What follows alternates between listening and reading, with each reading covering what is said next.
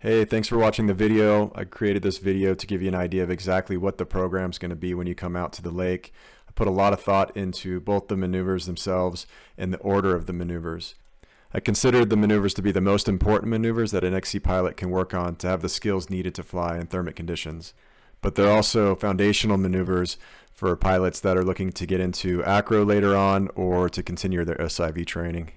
The maneuvers take a step-by-step approach, so in each step you're developing the skills that you need to be safe to move on to the next step.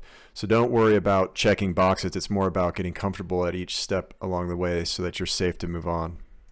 Alright, let's jump in. I'll give you more explanation as to why I think these maneuvers are important and how they apply to real-life situations as we get into more of the details of each maneuver. All right, let's go ahead and start with the launch then. Some key points to remember. For the launch, we're going to do a normal forward launch. As soon as your feet leave the ground, it's important to make sure that the wing is pointing at the boat. You want to make sure it doesn't turn off to one side or the other. Keep it facing at the boat. So don't sit back in your harness until you're sure that the wing is facing at the boat and it's leveled off. Sometimes it'll pitch back a little bit and forward right after launch, so just make sure that it's pointing at the boat and then go ahead and sit back after the pitching motion. It's important to not ride the brakes. So you're going to use brakes to control turning the wing side to side and your pitch control, but don't ride the brakes. When the wing is on tow, you'll notice that there'll be more brake pressure. So you'll need a little bit more brake to get the wing to turn. It's important to be looking up at the wing every now and then to see if it is turning off to one side or the other. Often when you're on tow, you're a bit disconnected from the wing and you don't necessarily feel it turning.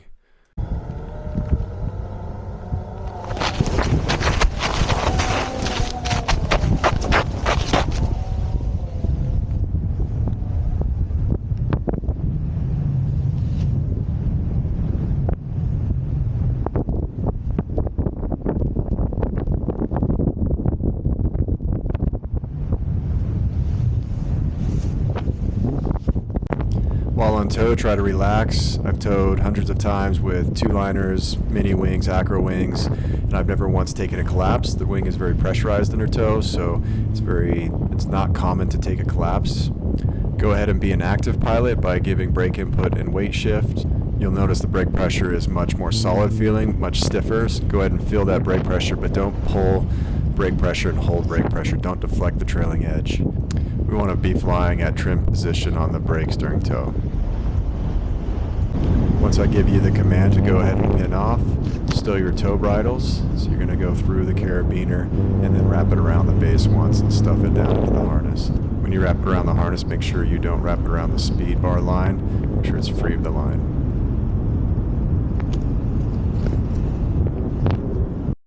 The spiral training that we're going to be doing focuses on the exit. Anybody can get into a spiral. The trick is getting out safely.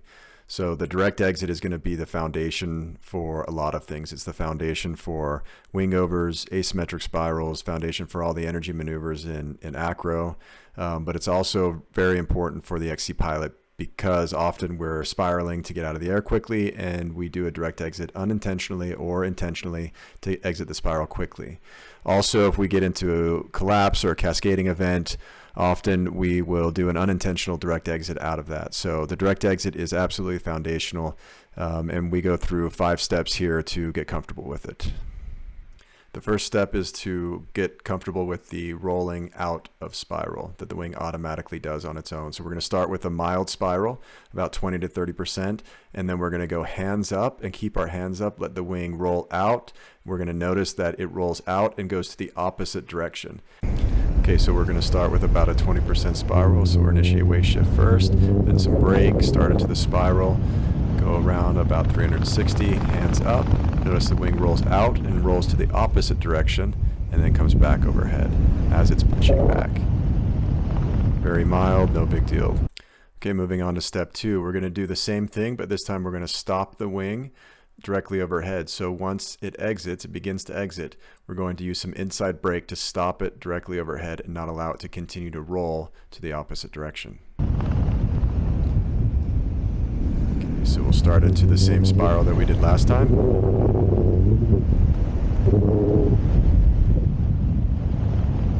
come off the inside brake, it starts to exit, and immediately come back on the inside brake to stop it overhead. In step 3, we're going to do the exact same thing we did in step 2, but we're going to add an active exit. In these mild spirals, if you just release the inside brake, the wing will automatically exit on its own, but we want to make sure that we're actively exiting. Stronger, higher energy spirals will require an active exit to get the wing to roll out.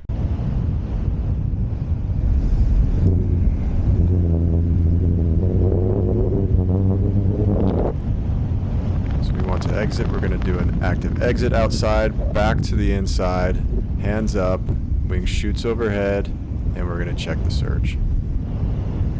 In step 4, we're going to do the exact same thing, but after the active exit, we're going to go immediately back into the spiral. This is what is called bleeding the energy out of the spiral. This is an important skill to have as we build more energy into the spiral. It's a safer way to exit.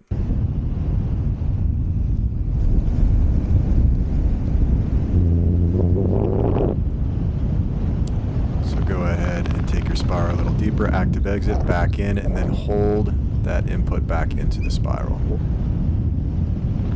And then ease back to weight shift center and ease off the inside brake. At this point in step 5, the idea is to build energy each time as you feel comfortable. Continue to work on direct exits and also bleeding the energy out in the exit. So it's important to remember that as you build energy in these spirals, you're going to need to weight shift back to center and use more outside brake to regulate the speed and the G-forces in the spiral. So here's a tighter shot on the body that you can see my weight shift back to center and outside brake as I get into a stronger spiral. So getting into the stronger spiral, weight shift back to center, little outside brake. I'm exiting an inside brake to straighten it, hands up, catch the surge.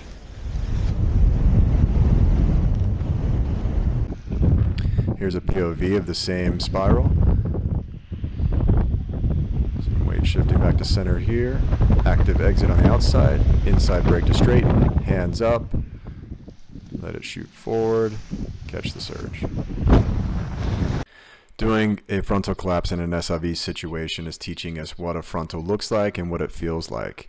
Here I'll be covering frontal collapses on E and A and B wings, where the response is pretty simple, and as you'll see, it's almost a complete non-event. For the higher performing wings, E and C, D, and competition class wings, two-liners, wings that require collapse lines to get the frontal collapse, the experience is going to be very different than you'll see here. So check out my syllabus where I go into detail about those differences and the responses for those. A lot of it is in active piloting and preventing the collapse to begin with. A lot of details there, so check that out. We'll start with a frontal collapse with no speed bar, and then we'll use speed bar as we feel comfortable. So to do a frontal collapse, keep your hands in the brake toggles, go thumbs down, grab all of the A's, thumbs down, pull all the way down, it collapses, and then immediately release. Same thing with speed bar. We'll go on speed bar, we'll do the exact same collapse, and then we'll let off speed bar and the collapse simultaneously. The response is just hands up, let the wing reinflate. If it shoots, be ready to catch the surge.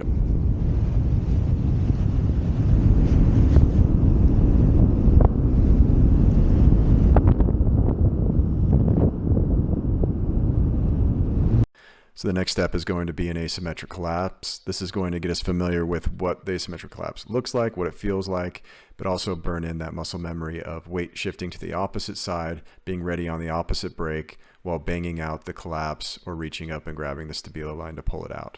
We'll do the asymmetric collapse first with just the outside A, and then we'll do it with both A's or all of the A's on one side.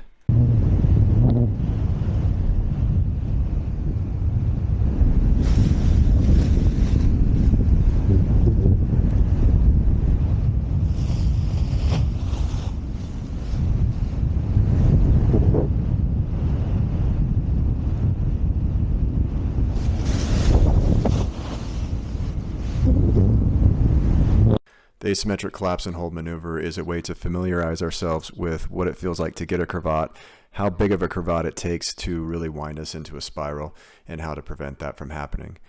So there's two things here that you need to pay attention to keep you safe in this maneuver. The first is your outside brake. Be very light on your outside brake. Do everything primarily with weight shift.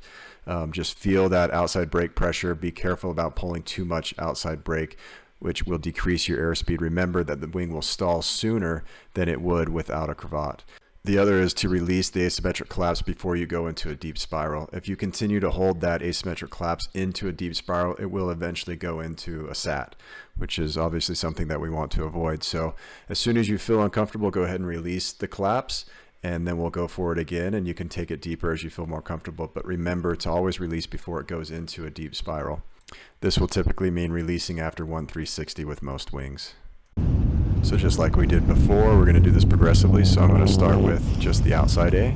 I'll do my automatic weight shift to the outside, feeling the outside brake, and then I'm going to go ahead and weight shift to the inside, center, and then inside progressively, and see if I can get the wing to start to turn into a spiral. You can see with the outside A, this wing didn't want to turn into a spiral at all. So going to now both A's, we're going to pull and hold the collapse and lean to the outside, keeping outside weight shift, and then release. So I'm going to do that again, and I'm going to hold it for a bit longer this time, remembering to release before it goes into a deep spiral. But I'll pull and then immediately weight shift the outside, feeling the outside brake, and allow it then to go into a spiral a little longer. Holding in spiral longer, releasing before it goes into a deep spiral, and then just direct exit out of the spiral.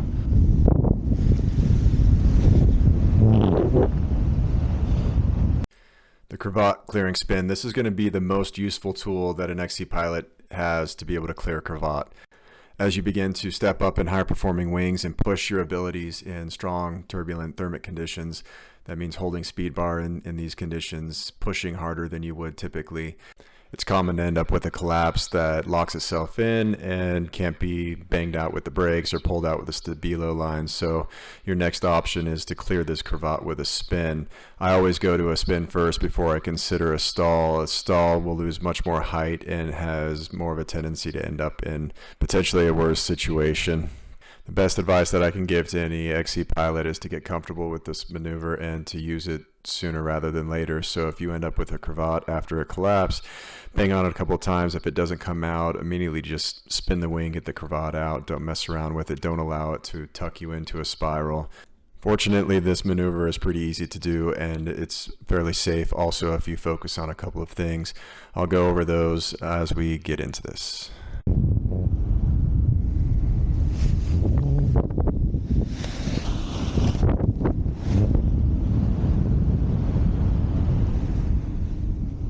So what we're doing is stalling just one side of the wing. Immediately after it stalls, we come hands up.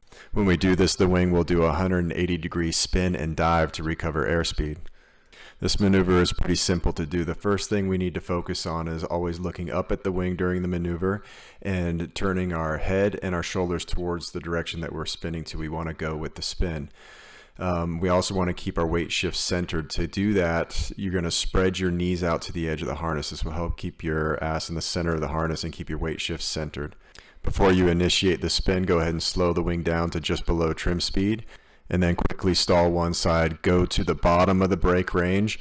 You're looking up at the wing. Watch the trailing edge. When the trailing edge tucks under, you know that side is stalled, and immediately come up on that brake. At this point, all we have to do is go with the 180-degree spin and the wing as it's diving forwards. Go ahead and give a brake input to catch the dive and then fly it out. All right, let's go ahead and watch that in half speed. Watch the trailing edge. Tucks under now, hand up, go with the spin, let it dive, catch the surge. All right, let's watch the POV angle.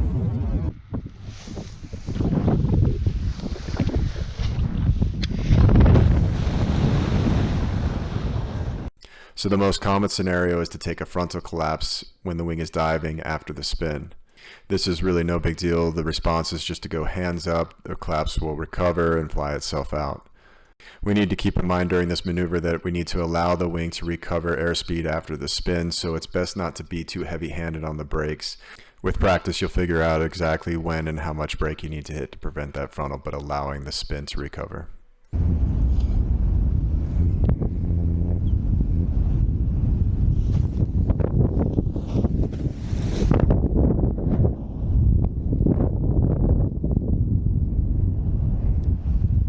Playing around with two-stage stalls on this wing, I got an actual cravat that needed this spin method to be cleared. So here's a good example of using it when you need it.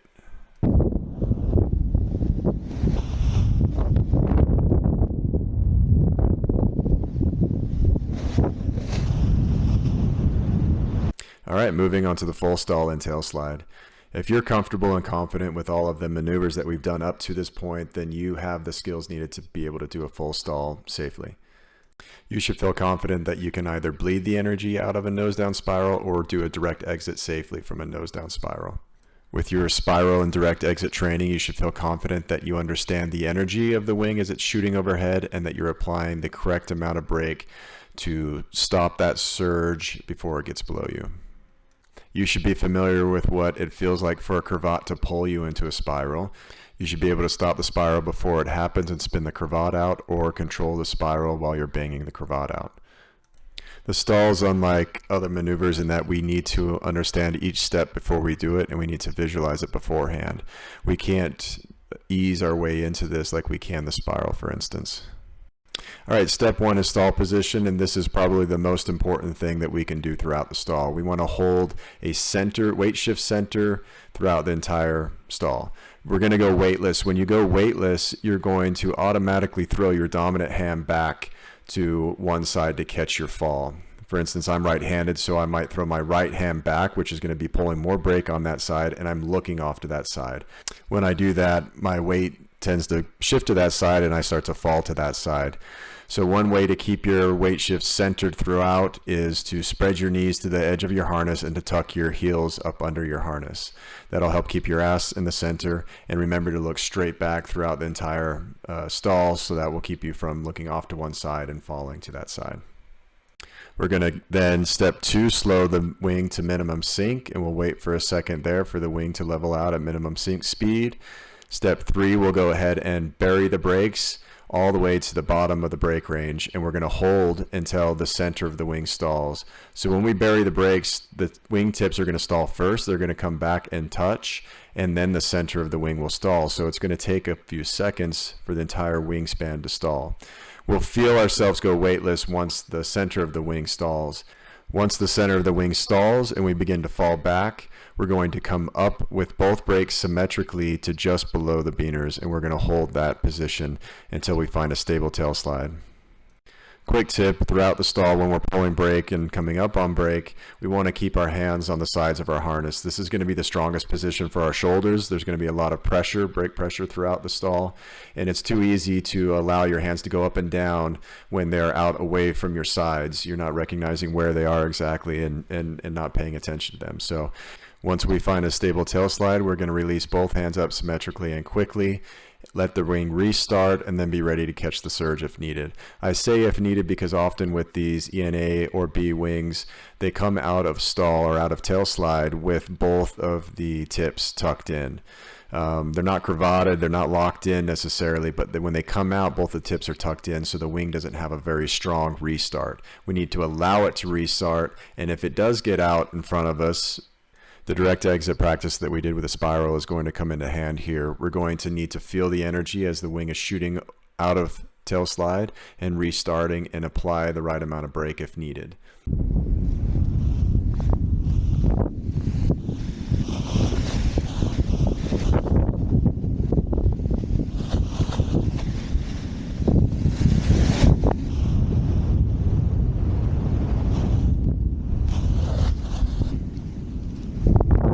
Let's go over each one of these steps half speed. So slow the wing to minimum sync, let it level off, bury the brakes at the bottom of the range, hold there until the center stalls.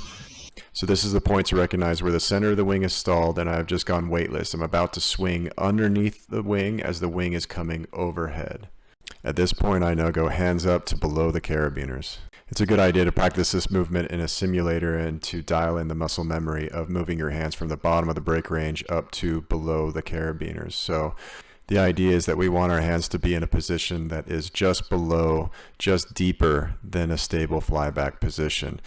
I'll now lock my hands in this position as I am swinging back down below the wing and the wing is coming up overhead. There's some momentum there as the wing comes overhead and I swing underneath it. So I want to make sure that my hands are locked in that position. There'll be some brake pressure that will want to pull my hands up at that point. A tip here is to think about giving a pulse downwards on the brake to counteract that effect of the brakes being pulled up on us when the wing comes overhead. It's very slight, but it has the effect of stopping or catching the wing overhead so that it doesn't continue forward with momentum.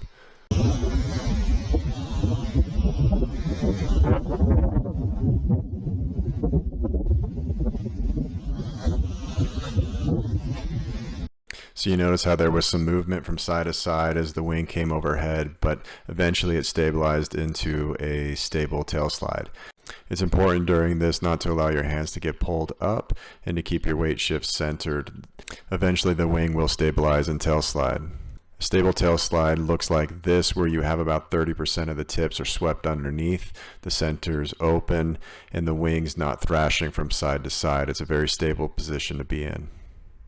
If my hands are too deep, if they're at my seat or below still, then you'll notice that the wing is going to be thrashing from side to side. The tips will be swept under much more.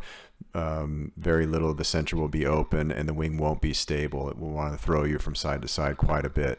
If you notice this comes slowly and symmetrically up to the beaners, look for the wing to come into this position and to feel stable. This is the position you want to go ahead and restart.